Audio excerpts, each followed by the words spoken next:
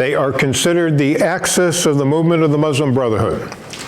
That's a term right out of the Explanatory Memorandum that we talked about yesterday, how they consider mosques and its importance to what they're up to.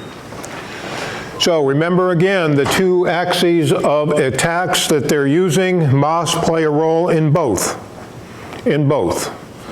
For violent jihad, as well as the soft jihad.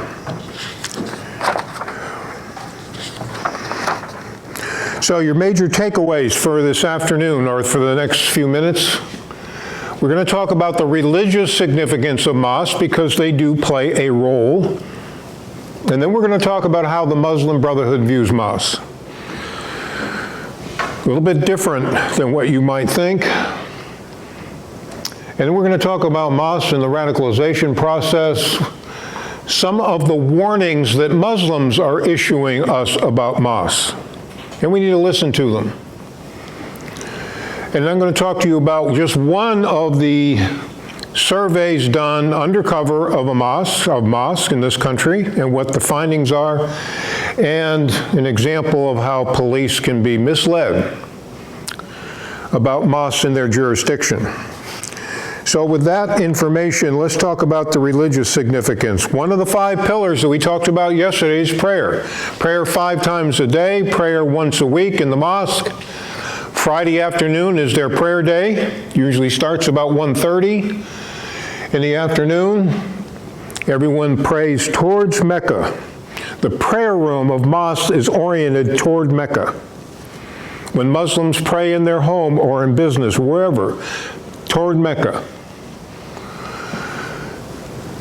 For men, it is required to attend a mosque. For women, it is not required.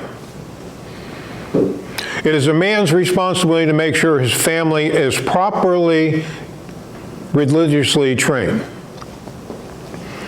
If women do go to the mosque, normally you will find that they are segregated, either in different buildings, different rooms, and in some mosques, women are not allowed in at all. The one that I went into in Savannah, women were on the left, men were straight ahead in the prayer room. And we'll talk a little bit about that encounter a little bit later. So segregation now.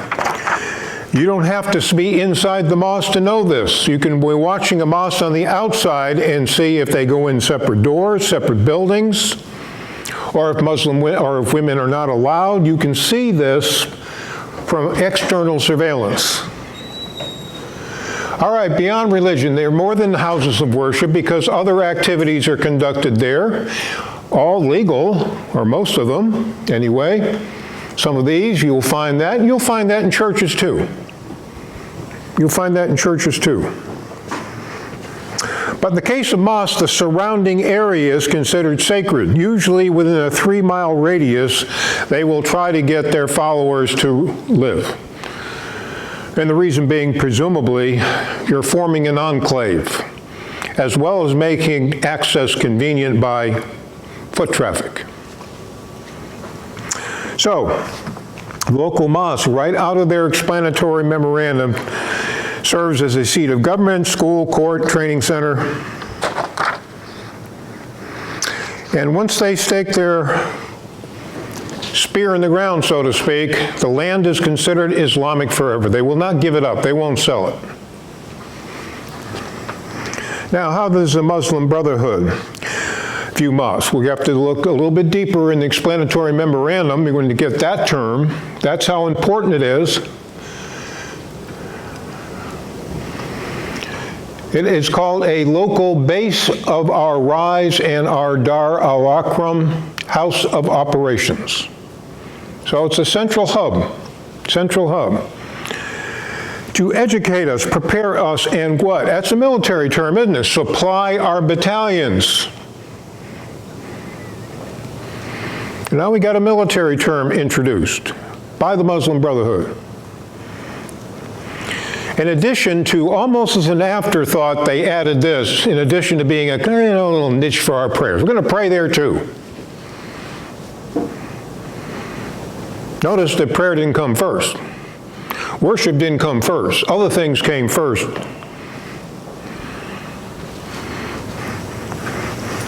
And serve as a seed for a small Islamic society. And they use a lot of algorithm or allegoric language. A beehive which produces sweet honey. A beehive produces sweet honey.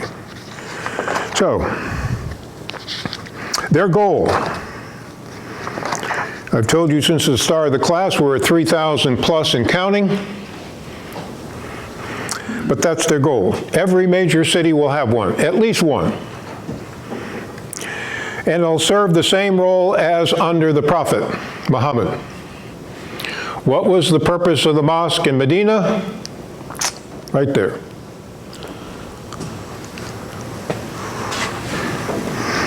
So yesterday I think that I gave you a term for it, the way I conclude from all this. They're nothing but an armory. An armory. Now, again, Sheikh Yosef Qaradawi, the leading Islamic Sunni scholar, makes this comment about mosques. Played an important role to get Muslims to wage jihad. Ayatollah Khomeini. And then finally, Erdogan, Prime Minister of Turkey. So the leadership is not bashful about telling us what they are up to, what mosques serve. We just need to be paying attention.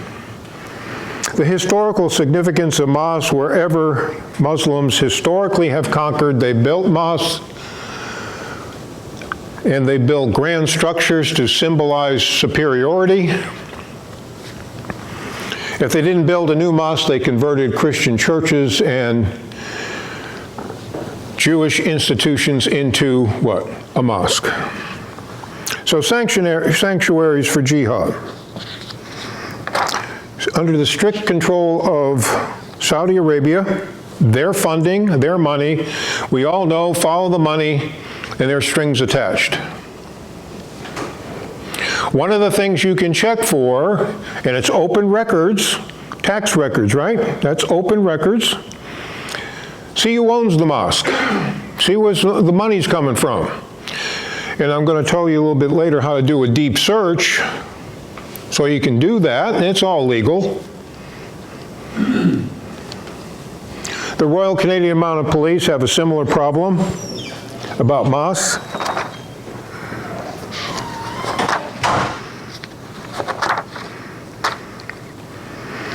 Recently, a Muslim senior official at the Dar al-Hijra Mosque in Washington, D.C. issued this tweet considering all of these words here indicators of Islamophobia. Indicators of Islamophobia. Don't use Islamic terrorism, Islamist terrorists, and radical Islam. Ban Sharia law, Islamic violence, jihadists, violent jihad, Islamic extremism, all examples of hate speech. The Boston connection. Large mosque in Boston had all those known convicted terrorists associated with it. Shahib Webb, a former imam of the Islamic Society of Greater Oklahoma, when we had the head-cutting workplace violence, remember that? There he is. He's a convert, by the way, to Islam in prison, and now he serves as the imam for this Islamic Society of Boston. Some other known individuals of questionable backgrounds, one of the founding fathers, now serving 23 years for terrorism. He's in Supermax.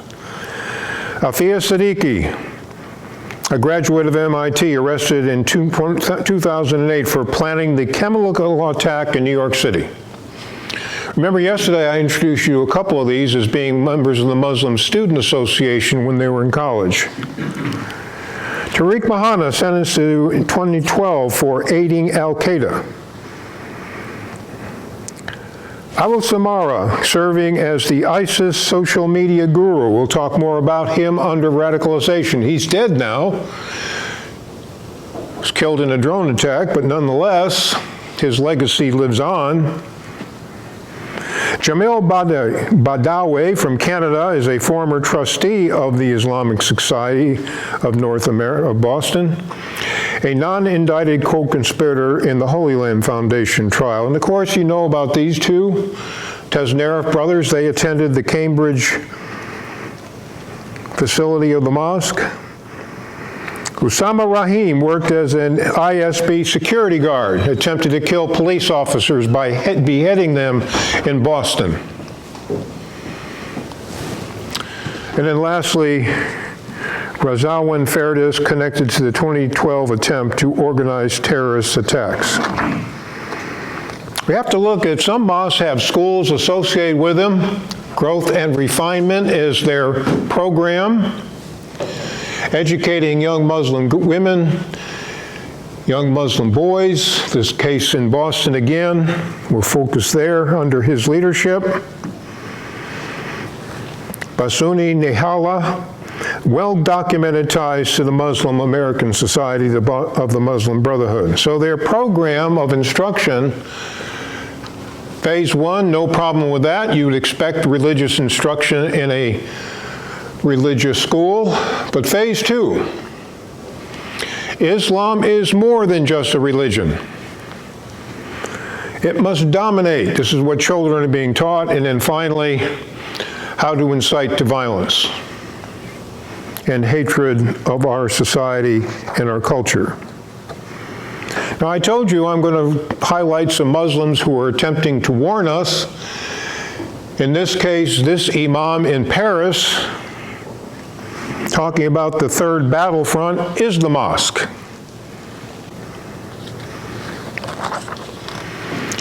I've introduced you to this person before, a former jihadist, Dr. Tawfiq Hamid.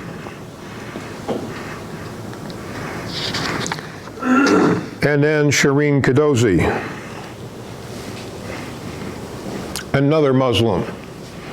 So Muslims are speaking out, trying to warn us, alert us about mosques.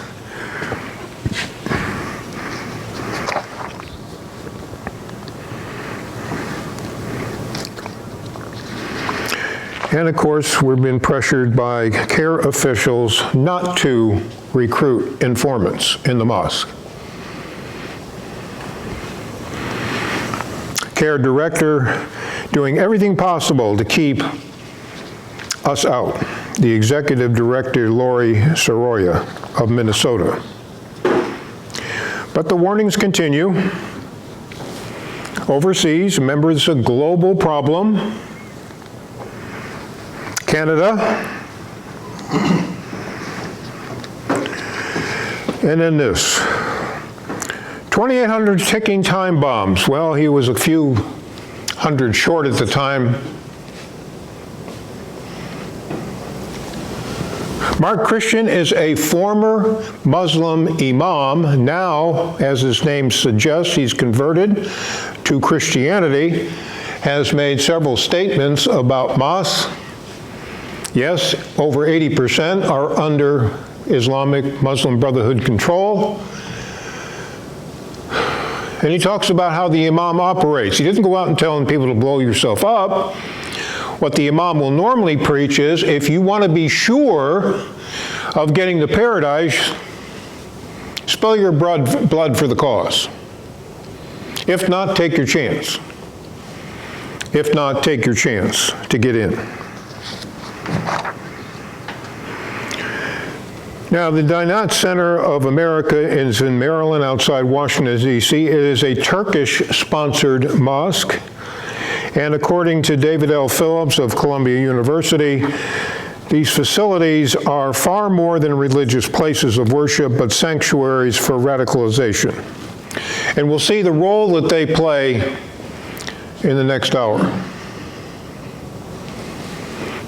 Usually, mosques are the point of first face-to-face contact during the radicalization process in the mosque.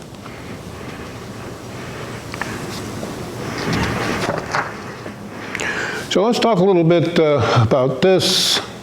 Watch for conferences in your area and who's invited to various conferences. Do your due diligence, do a little background. Talk about now the Sharia Mosque Compliance Survey. Dave Galbetz, who wrote the affidavit that I wanted you to read for the exercise we're going to do a little bit later this afternoon, was the study director. Originally, it was purported in the Middle Eastern Forum that the 100 randomly selected mosques in the United States, and David Galbetz corrected that. He says, we could not randomly select mosques. The reason being is the one that we selected might not be operational today. So we had to go to another mosque. It might have been closed. One of the mosques in Statesboro, Georgia that we wanted to visit was closed because of school break. They were targeting students, college students in Statesboro.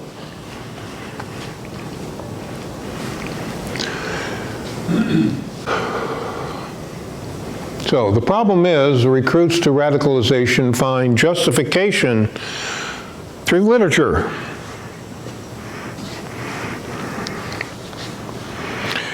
And the more Sharia compliant you find within an individual mosque, the more opportunities, the more chance, the likelihood will be that there will be violent literature there as well. And I'll show you what we found in the Savannah Mosque. And the New York City Police Department confirmed that in their study as well.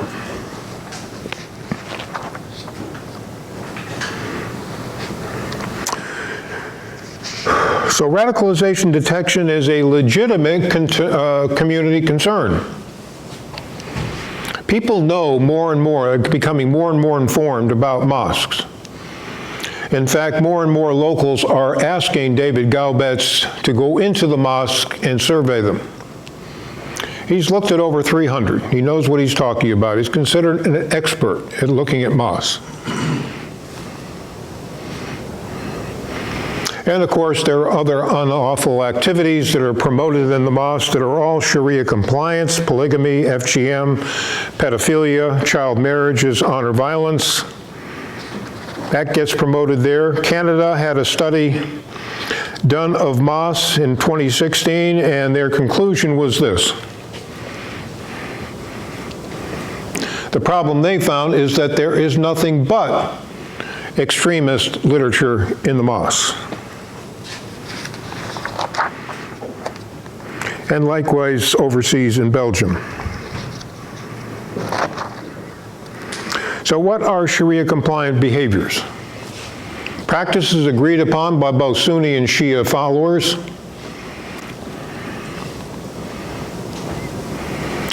Such behaviors are the things that we've been talking about. Things you can observe. Observe.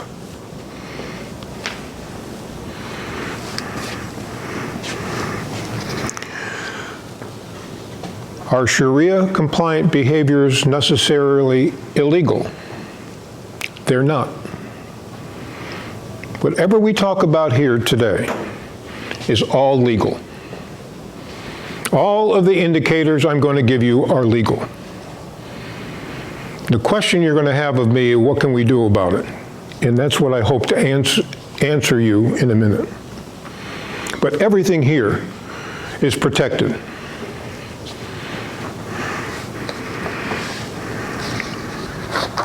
All protected.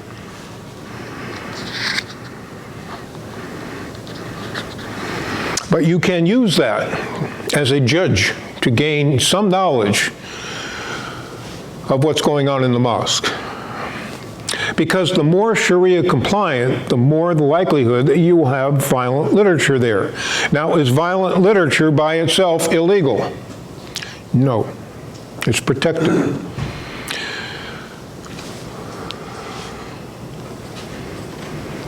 The major findings of the study should be chilling for us. 81% of the mosque survey advocated violence. Only 19% did not. So what I suggest to you is the totality of information, the totality that you've got to put into your calculus. The more you see these indicators, the more the presence of all these factors suggests an environment conducive to recruitment. Segregation of females was a big red flag. Segregation of females. Strict alignment of prayer lines enforced. The more likely violent literature was present. Now, in the case of the Savannah Mosque, how they did it was they had a nice carpet there, and the carpet was segregated into little boxes with lines drawn in the weave, and every Muslim attendee occupied a box. Very close to each other, almost shoulder to shoulder, all bowing toward Mecca,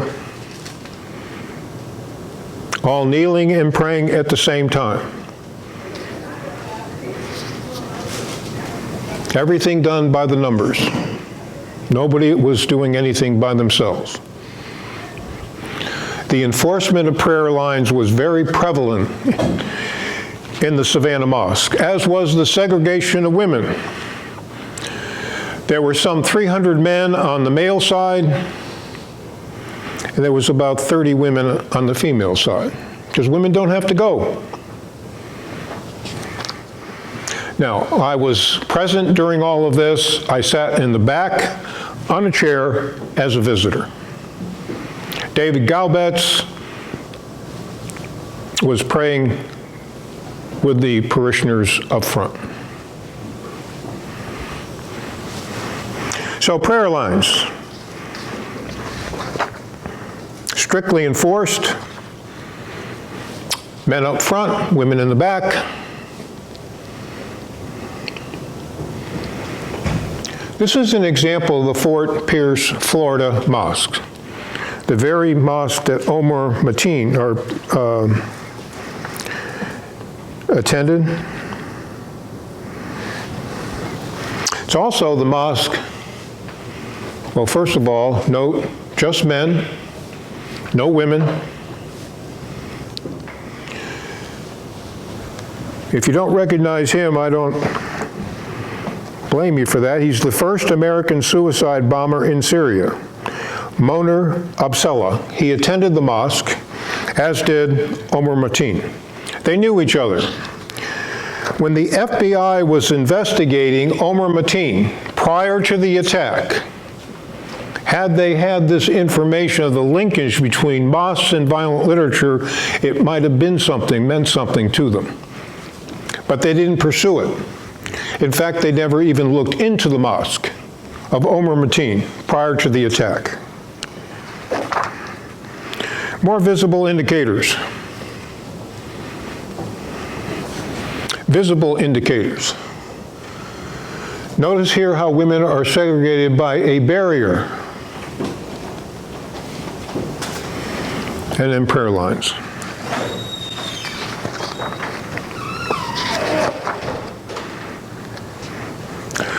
What do men wear? What does the leadership wear? Other male worshipers. Now, when I went into the Savannah Mosque, very few wore attire like this. The imam did. The leadership of the mosque wore attire like this, but very few male attendees did. Some were in military uniform.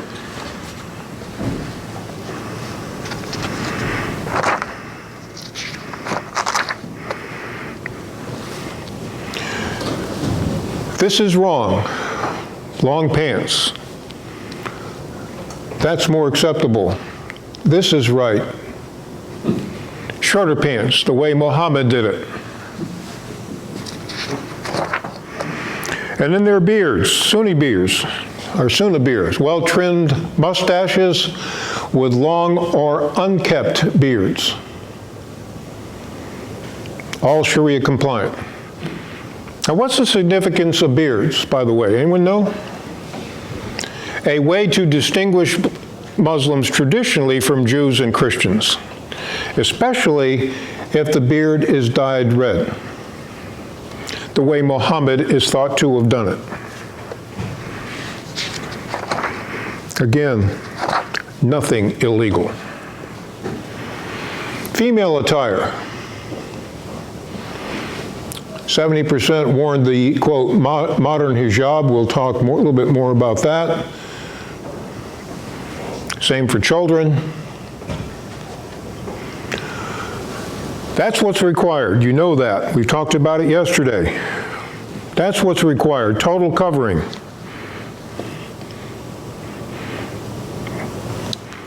Now we're starting to see the rules bent a little bit.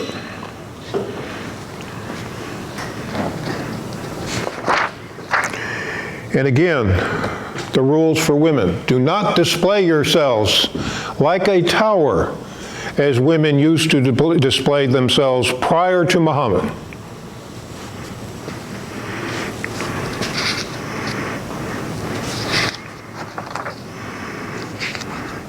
Don't bring this attention to yourself. So, we've already talked about this yesterday. You should all get this right. What's wrong with this? Don't all speak at once. What's wrong with that attire? Height. Form-fitting, isn't it? Color. Form-fitting. What's wrong with that? Colorful, bringing attention to herself. Makeup.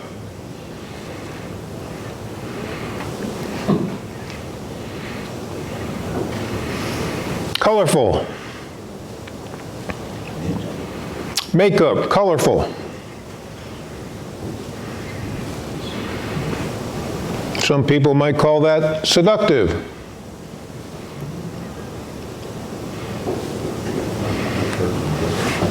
High school student at her graduation, bringing attention to herself. Women who are not following the rules might be a potential source of information because they've been more westernized. That's why I show you that. The only reason.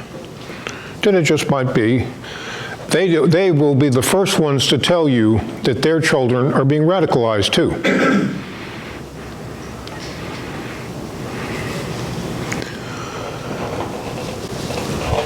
And more what God says about what women should do and not do.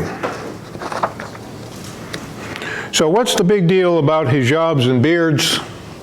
Again, it signifies obedience, promoting supremacy.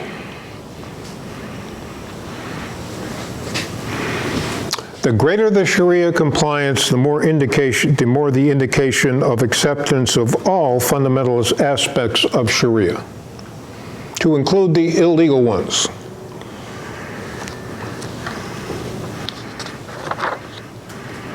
So, visible indicators.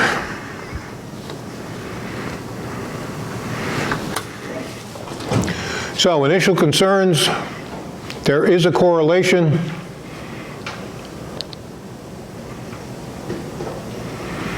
And you can assume at least the attendees are sympathetic to the message.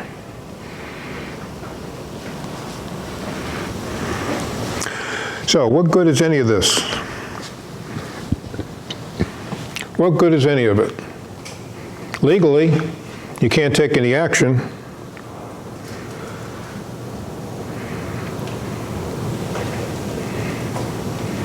Does it raise a level of suspicion? Can you articulate a reason to be suspicious if you have a lot of Sharia-compliant indicators? Can maybe you equate it to these studies that have been done in the past? This is a legal matter that you must take up with your local attorneys of how they feel. Now, if attacked, you might be able to use the information. These indicators can help establish motive. Establish motive.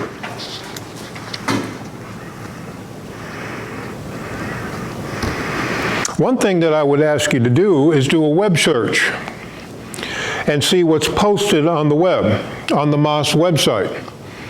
The very first class I gave for the Georgia Association Chiefs of Police, one of the female students did a web search of our local mosque, or her local mosque, and found out right there in black and white on social media the mosque was promoting wife beating.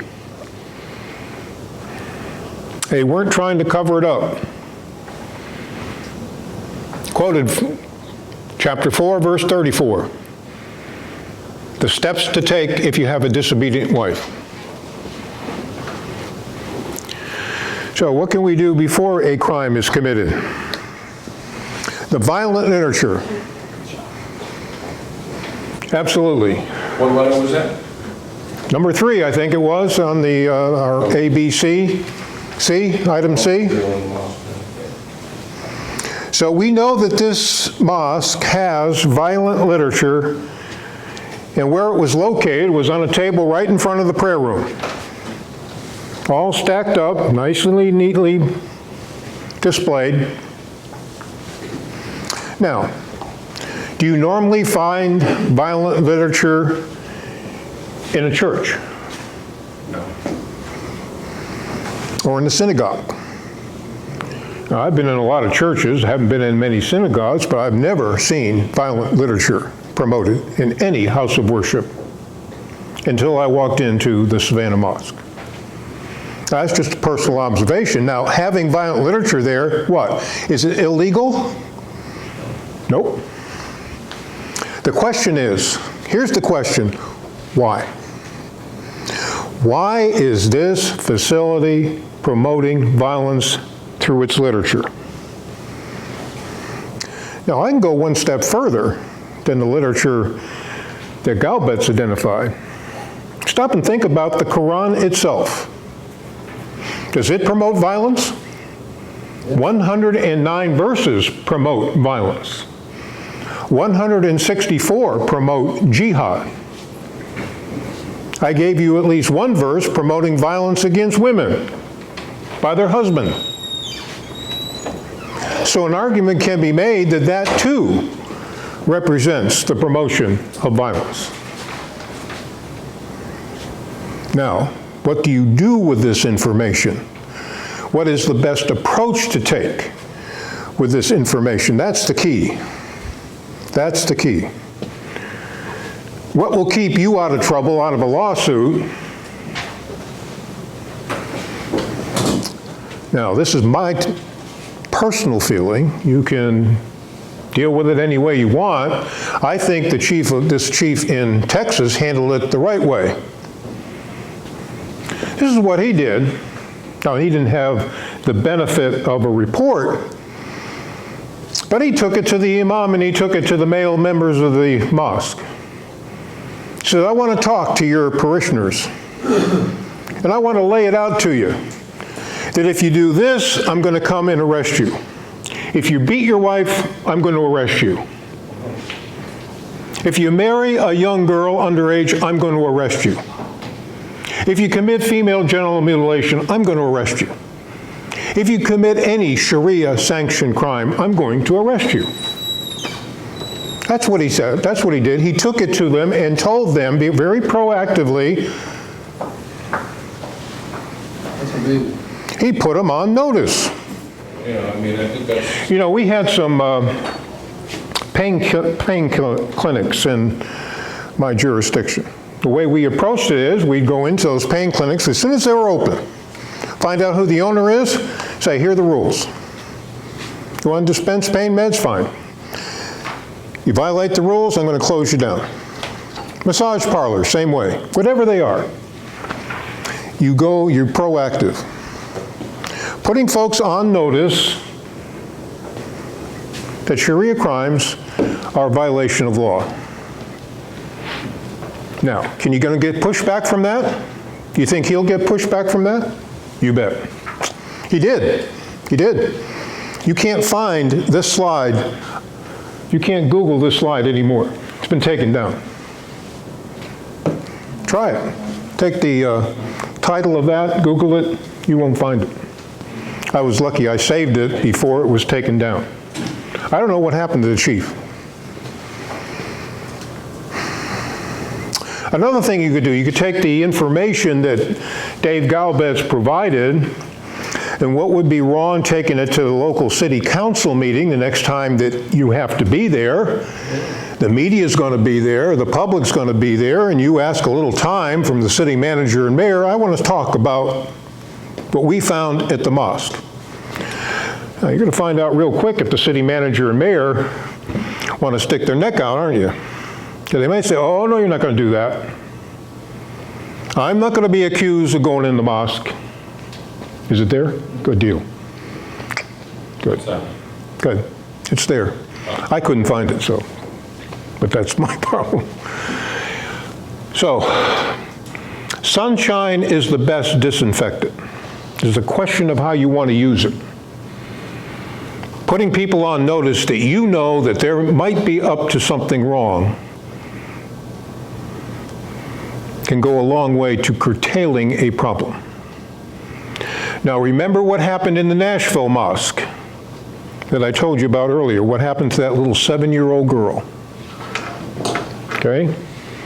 The more Sharia compliant indicators there are, the more likelihood you might have child abuse, pedophilia, child marriages, young children at risk. But it's going to be very, very controversial. Very controversial. So it's just going to depend upon the dynamics, political dynamics. Yes, it's a political world we live in, and this is a very politicized issue. But this is an outreach program approach, yes. Oops. Something else you might want to look at. Remember we said prostitution is run out of some mosques, temporary marriages. Just something that maybe you want to put that in your hat to look for. Indicators. Ask questions about.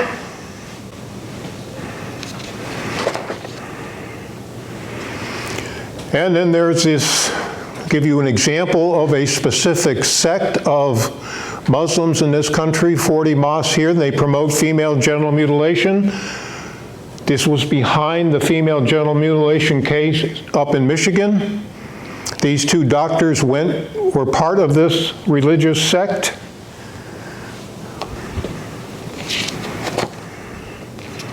Another Sharia-sanctioned crime.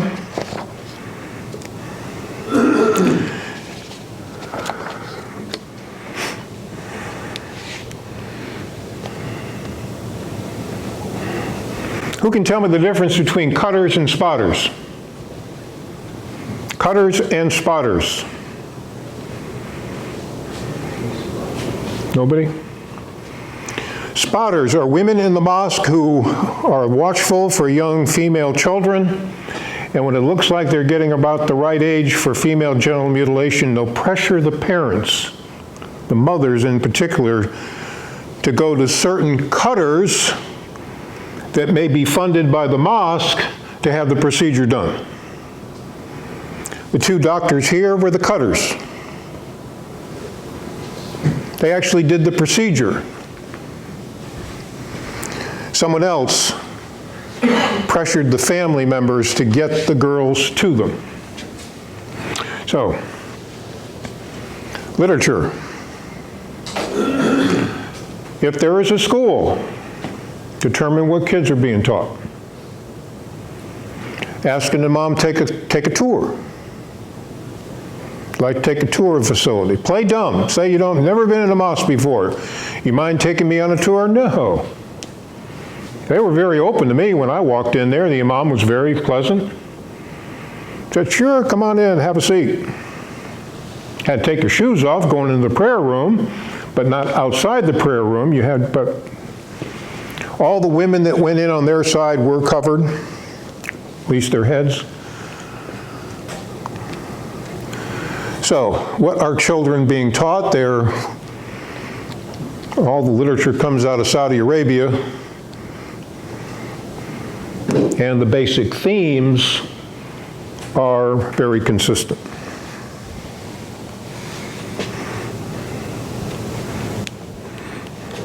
Now, as Jarvis just suggested, one way you can get into the mosque anytime legally and look is through the fire marshal. Fire marshal doesn't need a search warrant, doesn't need any predicate to conduct his evaluation. And what would prevent you from going with him in his uniform? Nothing. It's a ruse, right? It's a ruse. We do it all the time. Courts have ruled that you can go in presenting yourself as somebody else. Do it all the time undercover, don't we? Drug operations, you put on the uniform of the drug culture. So why can't we do it for this? We can. The difference is if it's found out, you're going to get pushback. One thing that I'm going to tell you later today, always have your press release ready. Anticipate it will be known, it will go public, and you better be able to defend it. Don't do any of this stuff without the prior approval of your chief executive and the political body of your city or jurisdiction. Because the microphone by the press will go to their heads, not yours.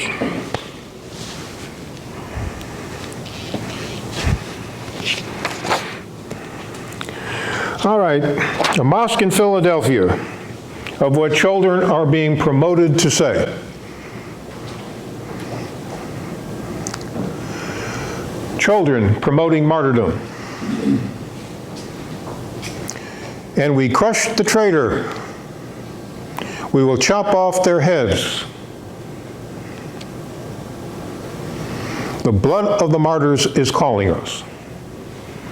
This is in Philadelphia, actual case, just happened. Just happened. Fortunately, the media covered it, and now it's out in the open of what's going on in the mosque. Now it's up to the imam to try to defend it. How do you defend children saying stuff like this? Mr. Imam, put the onus back on them. Put the onus back on them.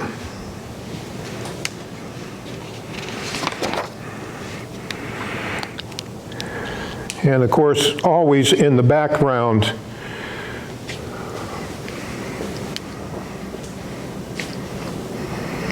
keep this in mind. Pedophilia, child abuse, part of the Sharia compliant list of crimes. Mosque guard arrested for child molestation, published May 3rd of this year.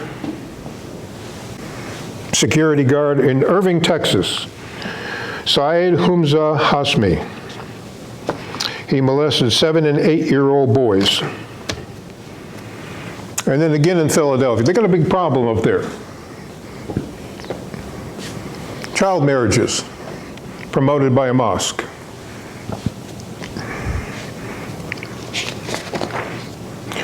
So it's the totality of the information. Totality of the information that's important. Our problem is the majority of what you find is going to be legal in and of itself. So you got to find creative ways to go around that, to publicize it.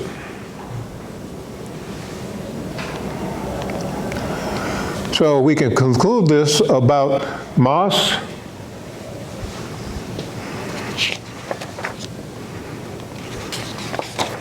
That's the big question. And I'm here to tell you that far too many in law enforcement will not want to pay the price. They just do not want to pay that price.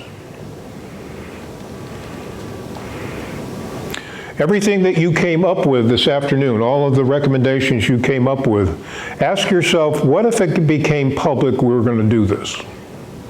What if the media finds out that we're going to do this? How is it going to be spun and played out? How much pressure now is going to be on the local community? Are we going to get lawsuits over it? Oh, yes, you will. Just the way it is right now. All right, let's take a look at New Hampshire, another mosque that Dave Galbetz went into. Now, how does Dave Galbetz target a mosque?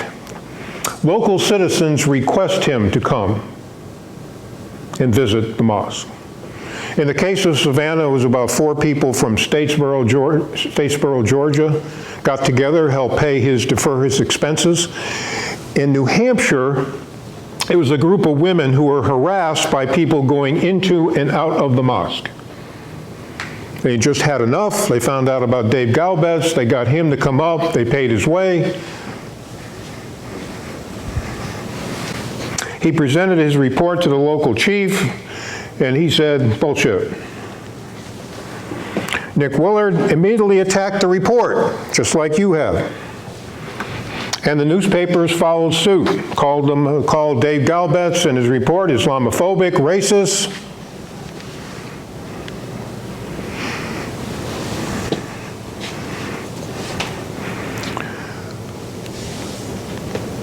Here's a picture of Dave Galbetz in his book, The Muslim Mafia. You might want to look at that. His son went undercover in CARE, and you learn all about it in that book. Chris Galbetz.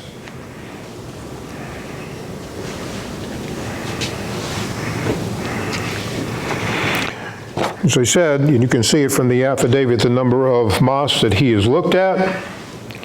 And he found this document in the mosque. So what did this document have to say? The history of this nation of Islam is a tale of bloodshed. Towards this end, Islam wishes to press into service all forces which can bring about a revolution, and a composite term for the use of all these forces is jihad.